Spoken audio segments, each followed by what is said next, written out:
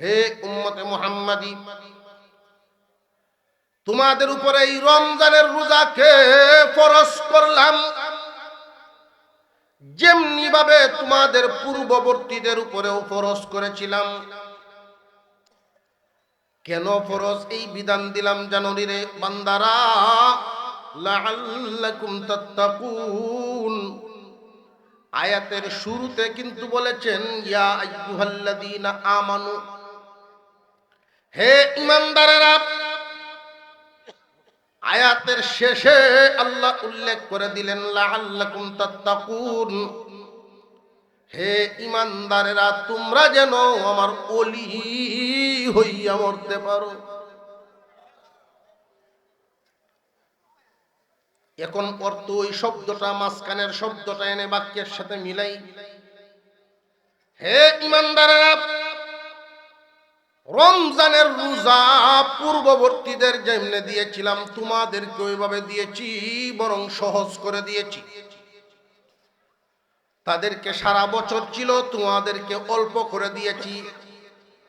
এই রোজার মাধ্যমে আমি আল্লাহ তোমাদেরকে ওলি বানাবো। কি বানাইবেন? ওলি শব্দটা কইতে আপনারা ডরই করতেছে বলে যে হুজুর আপনি আমরা খামা খান দরিয়া বান্ধে ওলি বানাইবেন। ভাইও, জান্নাতে যাওয়ার আশা আছে, এরপরেও জামডি বাইরে রাখছে বলে কি জান্নাতে যে যাওয়া এইটাও আর যে আরেকজনে কইয়া না নিজে কইতে গেছে। আরে জান্নাতে যদি কেউ যাইবার না পারে ব্যর্থ। একটা মানুষ সফল হবে তখন জান্নাতি হবে যখন কুল্লু নাফসিন যায়িকাতুল মাউত ওয়া ইন্নামা তুওয়াফাউনা উজুরাকুম ইয়াওমাল কিয়ামাহ ফামান যুহজিহা আনিন নারি ওয়া উদখিলাল জান্নাতা ফাকাদ ফাজ। আল্লাহ পাক রব্বুল আলামিন বলেন, প্রত্যেক প্রাণীকেই মৃত্যুর স্বাদ গ্রহণ করতে হবে, বিশেষ করে মানুষ। মরার মাসলায় কোন দ্বিমত, মরার মাসলার দ্বিমত আছে? গ্রুপ আছে কোন? মরার মাসলায় সব একমত, মরণ যে লাগবো এতে কোনো সন্দেহ শুবা নেই। আল্লাহ বলেন তোমরা মরলেই কিন্তু শেষ না রে বান্দা, প্রত্যেককেই যার যার কর্মফল দেওয়া হবে। কর্ম যেমন ফলাফলও তেমন। ফলাফল দেওয়ার ক্ষেত্রে অবস্থাটা কেমন হবে একটু চিন্তা ভাবনা করেন। ফলাফল দিবেন কে?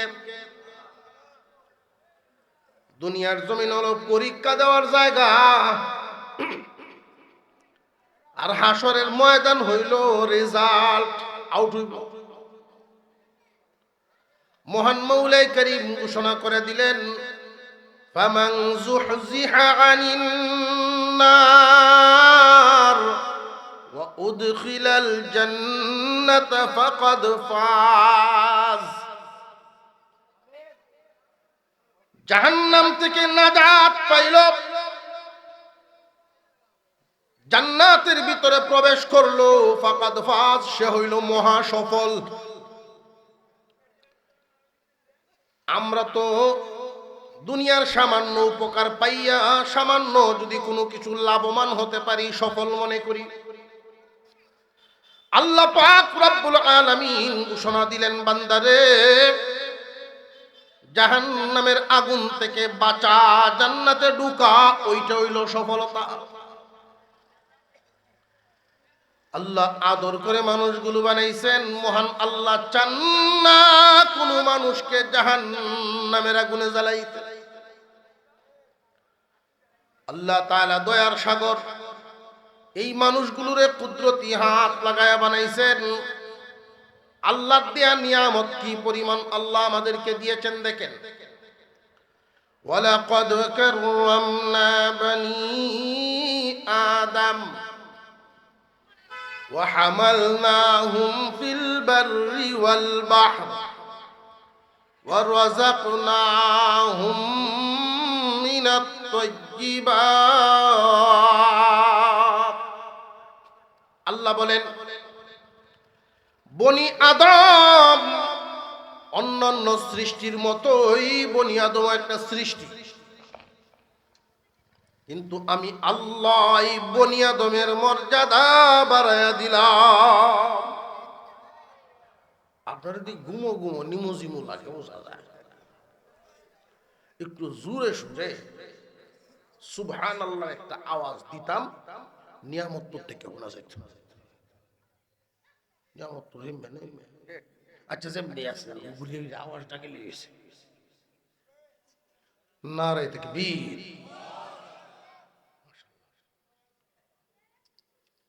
মুমিনের আওয়াজ যদি উঁচা হইতে থাকে না, তাহলে বাতিল পন্থীরা গাট্টি বান্ধা শুরু করে দেয়, আর কি কোন যাইতো না। এই দেশ বেশি দিন মুহতারাম হাজিরিন, এই দুনিয়ার জমিন থেকে যে আমরা বিদায় হব এতে কোনো সন্দেহ তো।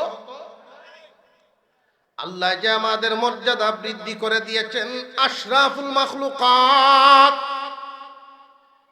ঘোষণা হয়েছে বনি আদমের সম্মান বেশি।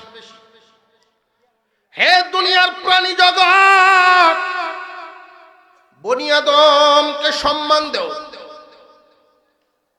এই ঘোষণার পরেই বিশাল দেহের অধিকারী একটা হাতি, তার উপরে ছোট্ট মানুষটার কমন মানে বিশাল শক্তিশালী একটা মহিষ মানুষের কবজায় চলে আসে। তুলনামূলকভাবে মানুষের চাইতে একটা গরুর গায়ে শক্তি বেশি, কিন্তু এরপরেও কয়েকটা গরুকে একজন মানুষই ইশারাতে নিয়ন্ত্রণ করে। মুহতারাম হাজিরিন, মহান আল্লাহ পাক রব্বুল আলামিন বনি আদমের মর্যাদা বাড়ায়া দিছেন না দিছেন না? ওয়া হামালনাহুম ফিল বাররি ওয়াল বাহর, জলে এবং স্থলে, পানিতে এবং শুকনাতে তোমাদের জন্য যানবাহনের ব্যবস্থাও আমি করলাম।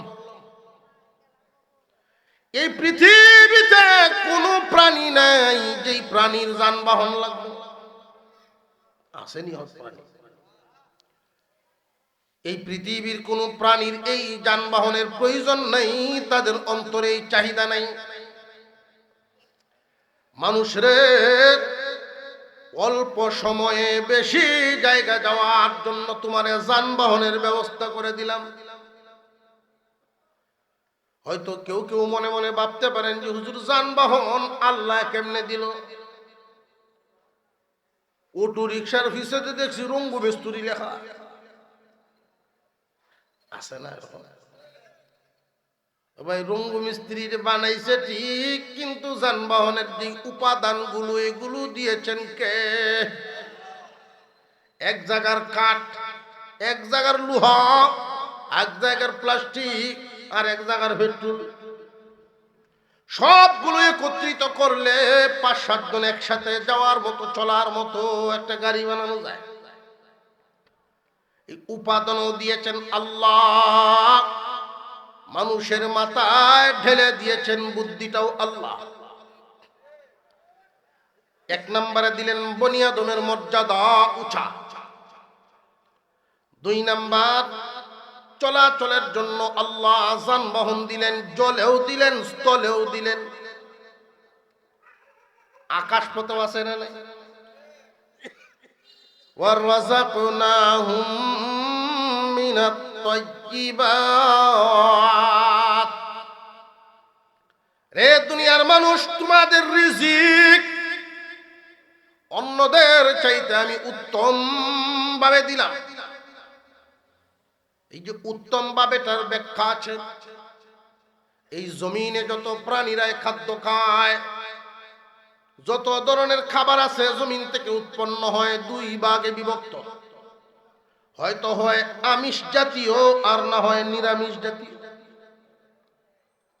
আমিষ নিরামিষ বুঝছেন না? লতা ভাতা সবজি জাতীয় আর নইলে মাছ মাংস। এই পরিমাণ দুইটা ভাগ না?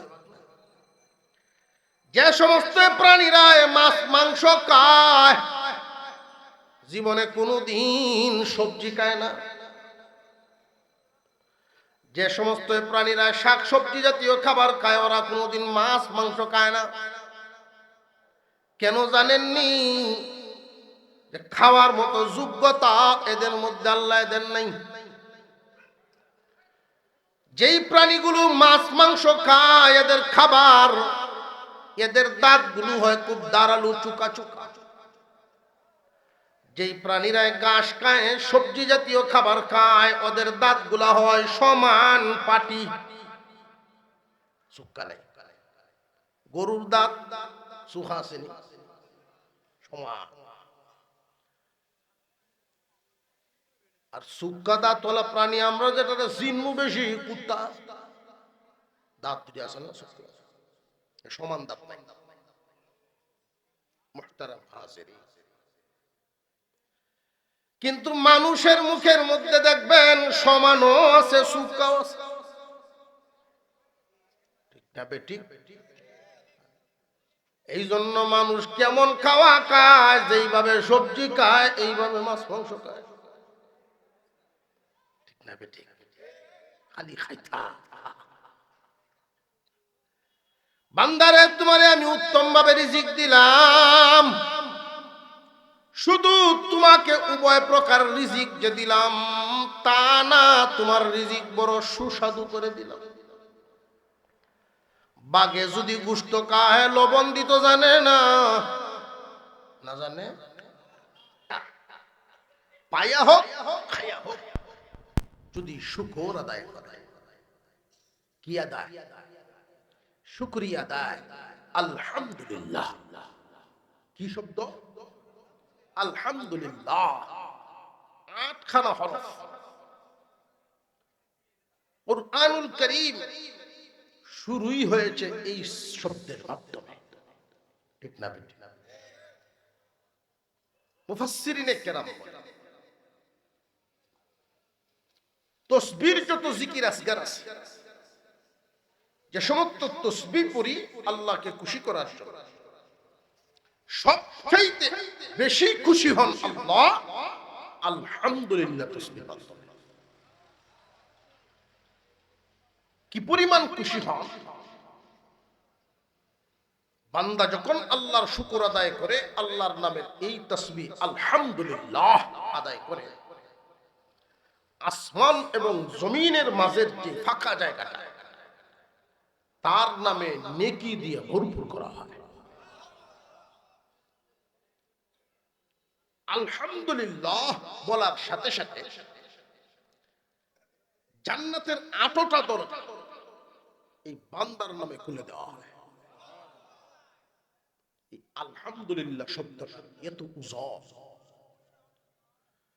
আল্লাহর দেয়া যত নিয়ামত আমরা পাবো, খাবো, শুকরিয়া আদায় করবো কার?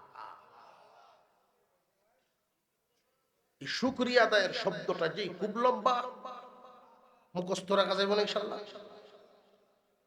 আলহামদুলিল্লাহ।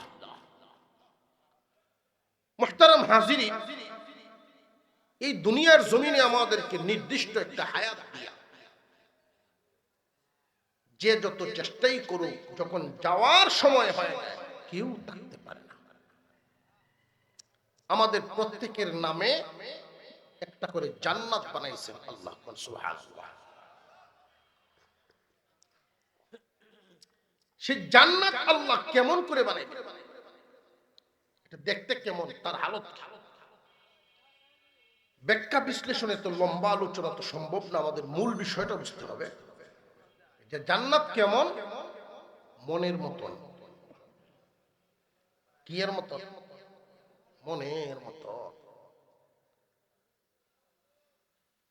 মুহতারাম হাজিরিন, খেয়াল করে দেখবেন, মন কোন দার্শনিক, কোন ডাক্তার বডির কোন জায়গার তাকে খুঁজে পায় না।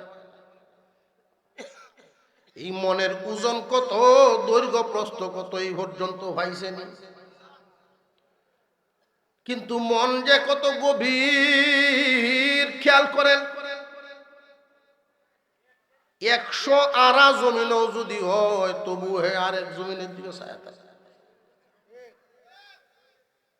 ঠিক না? অনেকেই হুমকি দেয়, বউরে হুমকি দেয়, অত না নামানোর জন্য বিয়ার একটা কুলিয়াল পাও। বিবি সাহেব কই আরেকটা করিলে কি চরিত্র ভালো হইব, করায় দেখ উলি হইল। বউরে শর্ত দিছে, উলিটা উইল হয়, বিয়াটা করাইলে। যে সমস্ত লোকেরা এইরকম চিন্তা ভাবনা, আরেকটা বিয়া করলেই উলি। মুহতারাম হাজিরিন, 4টা করলে হইতো না, 400 করলে হইতো না। কারণ মন এটা এমন রাক্ষস, তার পেট এত বড়, এত গভীর, কবরের মাটি খাওয়ার আগ পর্যন্ত পেট ভরবে না। মনের চাহিদা এই দুনিয়ার জমিনে কেউ পূরণ করতে পারবে না। মনের যত চাহিদা আছে, এর মধ্যে একটা হইল, জীবনে যদি কোনোদিন বুড়া না হইতাম। বুড়া হইতো চায়, বয়সের কারণে সাদা যখন হয়ে যায়, 1-2টা খালি সাদা হয়েছে, কালাডি সিফাত নিয়ে ঢুকায় ঘুরে রাখে, বুড়া হইতো চায় না। তুই এর পরেও যদি দেখা যায় 2-10টা বাসতাছে, কলপ মারে। বাবারে, তুই যতই চেষ্টা করো, যতই চেষ্টা করো, বার্ধক্যে তোমারে ধরবেই। এই আশা দুনিয়ায় পূরণ হওয়ার জায়গা না, এই আশা পূরণ হবে জায়গার নাম জান্নাত। ওইখানে বুড়া হওয়ার লাগবে। 33 বছরের যুবক বানায়া ঢুকাইবেন, জীবনে কোনোদিন 33.5 হবে না। জান্নাত আল্লাহ আমাদের জন্য বানাইছেন। জান্নাতে যারা যাবে তারা সফল, যারা জান্নাতে যাবে তারা সফল। জাহান্নামে না জ্বলিয়া যদি জান্নাতে যাইবার পারে, মহা সফল। জান্নাতে তো যাব, যাররা পরিমাণ ঈমান নিয়েও যেই ব্যক্তি দুনিয়া ছাড়বে, ওই ব্যক্তিটাও জান্নাতে ঢুকবে। মুহতারাম হাজিরিন, জান্নাত পবিত্র একটা জায়গার নাম। এই দুনিয়ায় যদি 1 কোটি টাকা খরচ করে কেউ একটা বাড়ি বানায়, এই বাড়িতে ফেক কাদা ময়লা নিয়ে ডুববার লাগিন দিবনি করো। সামান্য এই দুনিয়ার হালত যদি এমন হয়, জান্নাত আল্লাহ যে বানাইছেন, জান্নাতের ঘরগুলো, একটা ইট স্বর্ণের আর একটা ইট রূপা। আপনারা আওয়াজে বুঝতেছি স্বর্ণের দাম বাড়ছে, দিক কেমন হয় আপনার চিন্তা হইল।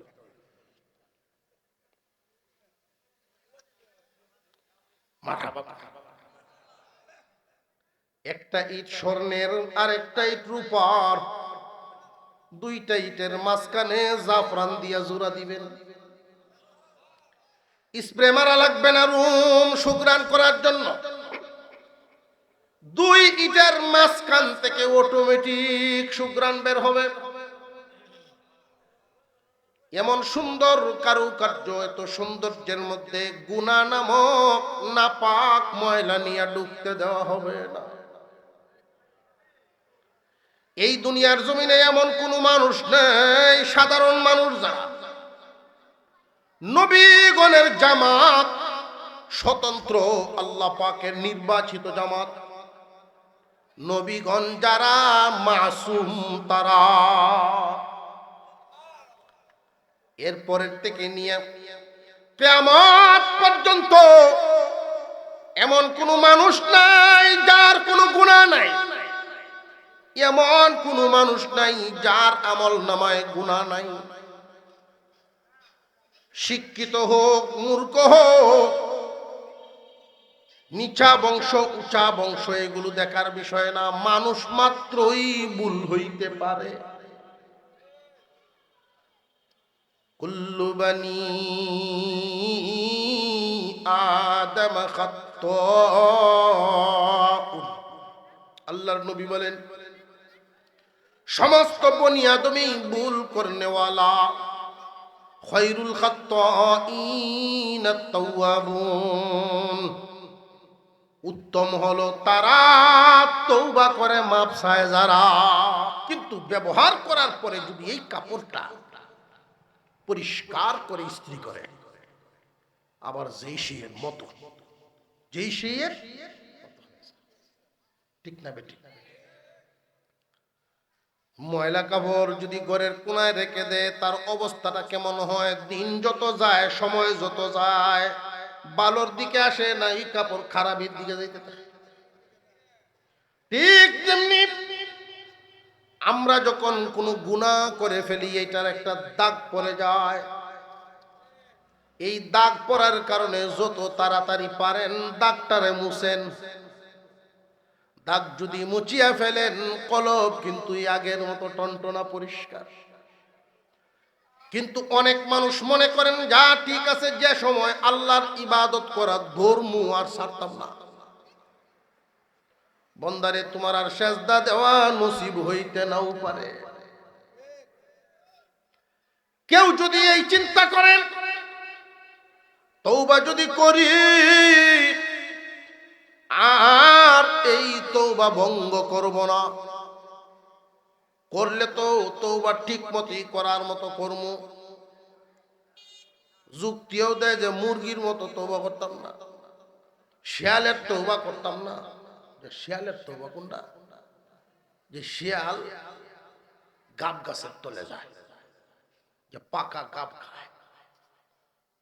যখন সে পায়খানা করবে, গাবের বিছিয়ে তোর হজম হয়েছে। শিয়াল তো খুব বেকায়দায়, তখন সে এই তওবা করতে চায়, এই গাব গাছের তলে যেতাম না, এই গাব গাছের তলে যেতাম না, গাব গাছের তলে যেতাম না, গাব খাইতাম না। তো তোর আর কি, তো না, যে কামটা সেটা লেলে, গাব না খাইলে খাইয়াম কি? ভাই, মানুষ মাত্র ভুল হবে, এটা অস্বাভাবিক কিছু না। দয়ার সাগর, আরো জোরে কন, আল্লাহ চান না তার কোনো বান্দা জাহান্নামের আগুনে জ্বলুক। এই মানুষগুলোরে আল্লাহ বড় মায়া করে বানাইছেন, বড় আদর করে বানাইছেন। মূসা আলাইহিস সালাম জমিনে দাওয়াতের কাজ করে গেছেন বহুদিন। নূহ আলাইহিস সালাম আল্লাহর একজন পয়গম্বর ছিলেন।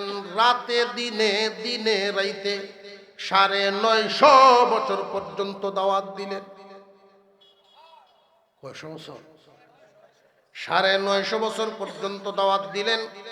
তখনকার সময়ের মানুষগুলো হায়াত পাইতো প্রায় ১৫০০, ১৮০০ বছর। ২০০, ২৫০, ৩০০ বছরের মানুষ যদি মারা যাইতো, তারা গল্প করতো, আমার ৩০০ বছরের বাচ্চাটা মারা গেছে। ৩০০ বছরের বাচ্চাটা। তাদের নবীর মুখ থেকে যখন সেই জামানার মানুষ আমাদের হায়াতের ব্যাপারে তারা শুনতো, এমন এক জাতি দুনিয়াতে আসবে যাদের গড় হায়াত হবে ৬০ থেকে ৭০ বছর। তারা একজন আর একজনের দিকে তাকায়া থাকতো। আল্লাহর নবী কয়, কি রে হুঁচস, ৬০-৭০ বছর হায়াত লইয়া নাকি একটা জাতি আইব? কত দেখি এত অল্প সময়ে হায়াত, তারা কি বাড়ি ঘর বানাইবনি? কথা বুঝছে? এই ৬০-৭০ বছরের লাগিয়ে কি এরা বাড়ি ঘর বানবো? তখনকার সময়ে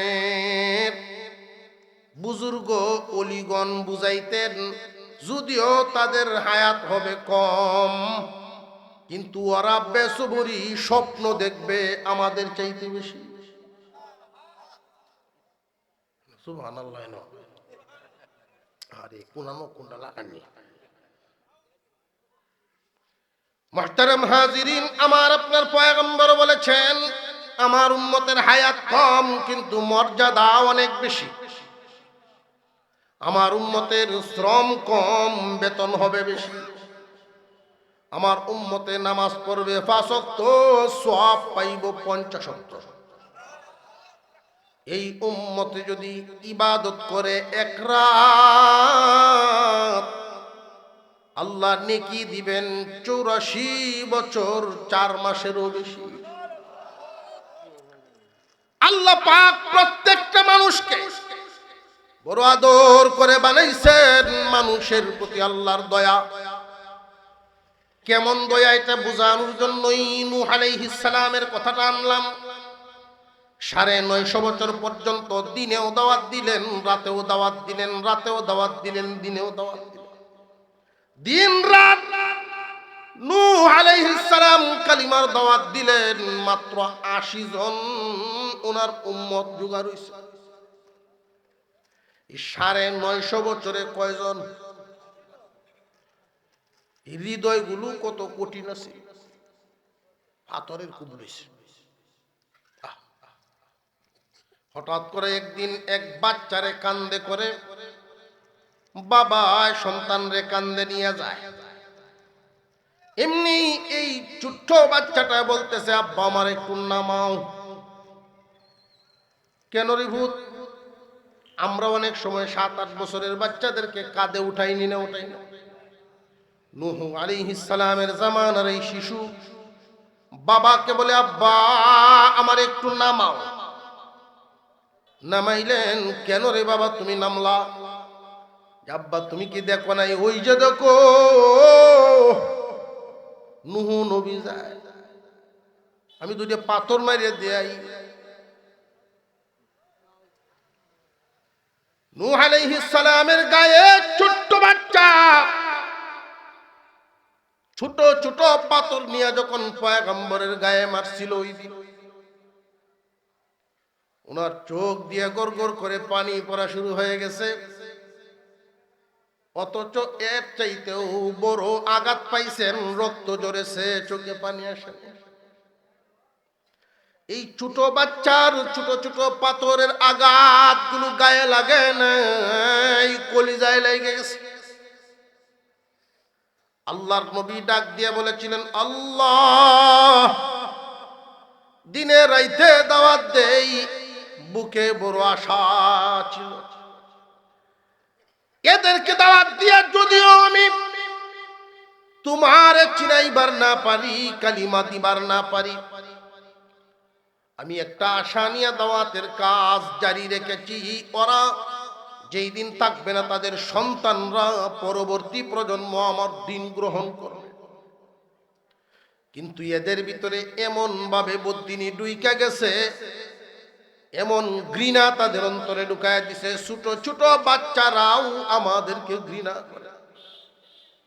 আয় আল্লাহ, কাফেরের ঘর থেকে কাফেরই হয়, তুমি আযাব দিয়ে এদের ধ্বংস করে ফেলো, একটারেও বাঁচতে দিও না। তোমার জমিনে থাকে, তোমার বিরুদ্ধে শিরিক করে।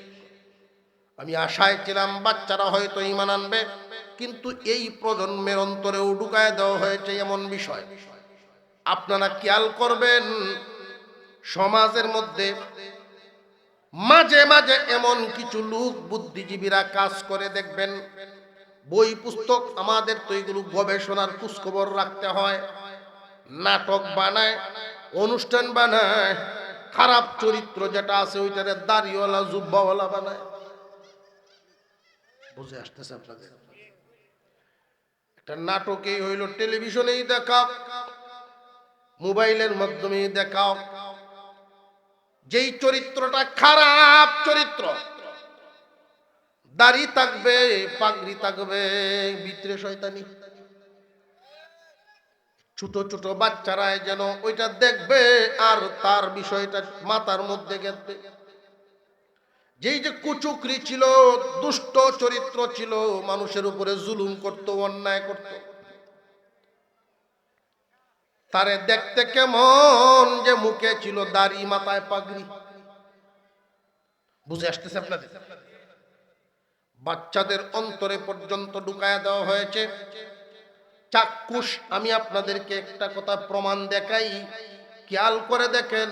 আমাদের 10টা ছেলে প্রজন্মের, এই প্রজন্মের 10টা ছেলেকে আপনি ডাক দেন, মুসলিম ছেলেদেরকে জিজ্ঞাসা করেন, বাবা বলো তো দেখি, বলো তো শুনি, খলিফা কারে কয়? 10 জন ছেলেকে যদি আপনি জিজ্ঞাসা করেন, মুসলমান তোমরা আমাদের গৌরব, আমাদের আগামী দিনের ভবিষ্যৎ, বলো তো দেখি খলিফা কারে কয়? আমার যতদূর অনুভব হয়, আমার যতদূর মনে হয়, 8 জনই উত্তর দিতে পারবে না। ভুল উত্তর দিবে যে খলিফা হইল টেইলার বেটা, পাঞ্জাবি বানায় যে খলিফা। অথচ মুসলমানদের বাদশাহ যিনি, মুসলমানদের মুসলিম জাহানের প্রধান যিনি, খলিফা হইলেন তিনি। মুসলমানদের খলিফা শব্দটাকে ওই জায়গায় আনলো কে? আল্লাহ বলে কই যাইবেন, ওয়াজ কই করতাম। এই যে শব্দটারে কোন জায়গায় আনছে খেয়াল করছেন নি? শাব্দিক ভাবেও আমাদেরকে আক্রমণ করা হয়েছে। ভারত শাসন করেছে, ভারত শাসন করেছে ইংরেজরা 200 বছর। এই 200 বছরে শুধু কি তারা নিয়েছে স্বর্ণ টাকা নিছে, নাকি কিছু বেজালও দিয়ে গেছে? মুসলমানদের ঐতিহ্য নিয়ে গেল, মুসলিমদের বীর বাহাদুর নিয়ে গেল। যেই মুসলমানদের বাহাদুরি দেখলে কাফেররা 1400 মাইল দূর থেকে তরতর করে কাঁপত।